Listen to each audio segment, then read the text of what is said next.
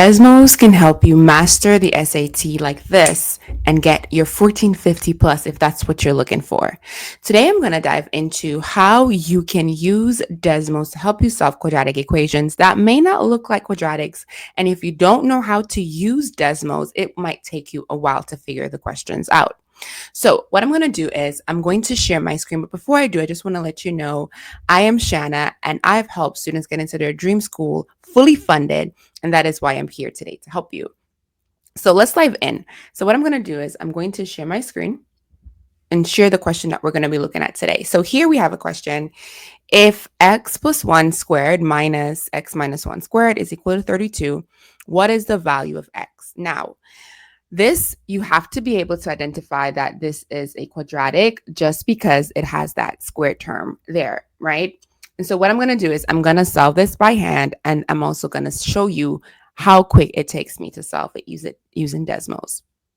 Now, let's see, how can we solve this by hand? Well, there are several ways that you can look at this, but the first thing I'm going to do here is I'm going to expand this out. So I know that x squared or x plus 1 squared. Now, remember, if you're squaring something, it's going to be x plus 1 times itself, right?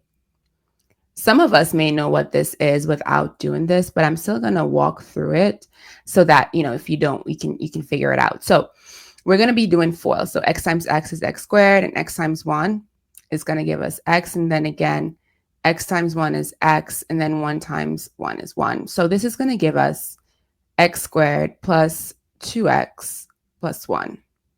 And then likewise, if we were to expand this, this would be what? X minus 1 squared.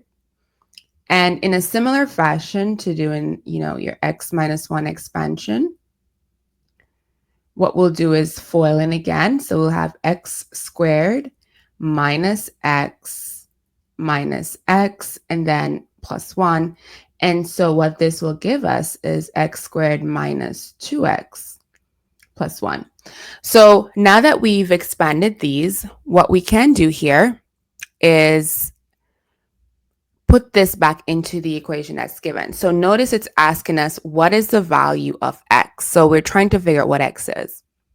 So I'm going to put this back into the equation. So my first term, x plus 1, I'm going to put that in first. So let's just rewrite this. So we have x plus 1 squared minus x minus 1 squared is equal to 32. Okay, so what does this give us? So if we were to put this in, put in the x plus 1 in, so that's going to be x squared minus, plus 2x plus 1. Now, whenever you put a minus in front of your binomial term, you also want to put a parentheses. And so this is going to be what? Negative x squared minus 2x plus 1. And this should be equal to 32. Okay. Now, if we were to keep going, I'll just simplify by removing this negative sign. Everything in the front will remain the same. So this becomes x squared plus 2x plus 1 minus x squared plus 2x. What happens here is this negative times this negative will give us a plus. And then here, negative times positive is going to give us a negative 1. And this should be equal to 32. Now, if I were to simplify, notice here, x squared minus x squares, those are going to disappear. This 2x and 2x, when I add them, 2x plus 2x, that gives me 4x. And notice here, these are also opposite signs, so they will cancel. So that means I have 4x is equal to 32. Let me put this a little bit closer. Okay. So 4x is 32, but the question is asking us, I always like to say, you want to circle what is being asked, right? So the question is asking us, what is the value of x? Now, of course, if we want to get x by itself, we'll just divide both sides by 4, and we'll see here that x is equal to 8. This is beautiful, right? So our answer is C, 8. Now, this took me about 3.5 minutes to solve. Okay, so it took me about 3.5 minutes, and it might not seem like a lot of time for you, But there's some questions on the SAT that takes a little bit of a maybe 5 or so minutes for you to even read the question and then be able to interpret what you're being asked to understand or to interpret. And so for that reason, we strongly suggest that questions like this that you can literally plug into Desmos, you do that. Now, let me show you how to do this using Desmos. So I'm gonna share my screen. So let me add this here so that you can see what it really looks like. And you're gonna be so surprised to see what it looks like. So okay. So again, whenever we're sharing or whenever we're using